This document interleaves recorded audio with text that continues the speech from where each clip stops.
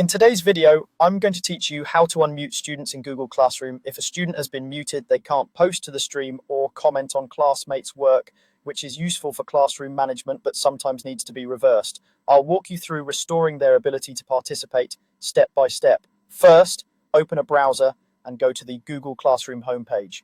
Make sure you're signed in with your teacher account so you have the correct permissions. On the homepage, you'll see all of your classes. Click the class where the student is muted.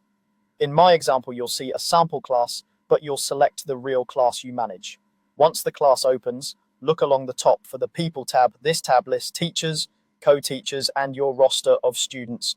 Open the People tab, scroll through the Student section to find the learner you want to unmute. Next, select the student. You can do this by clicking the checkbox next to their name to highlight it. Selecting the name tells Classroom which student you want to manage. With the student selected, look for the Actions menu that appears above the roster. Click Actions to reveal the available options. From that menu, choose Unmute. This option removes the restriction that prevents the student from posting or commenting. A confirmation window may appear asking you to confirm. Click Unmute again to finalize the change. That's it, the student is now unmuted. They'll immediately regain the ability to comment and participate as usual in this class. If you don't see the unmute option, it likely means the student isn't currently muted or that your account doesn't have the required role in this class.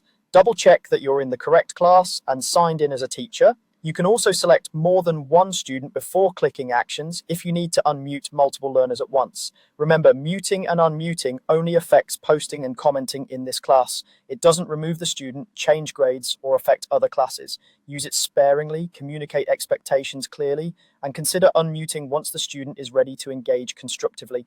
To summarize, go to the Google Classroom homepage, open your class, go to People, select the student, click Actions, choose Unmute, and confirm. Follow these steps and you'll restore student participation quickly and confidently.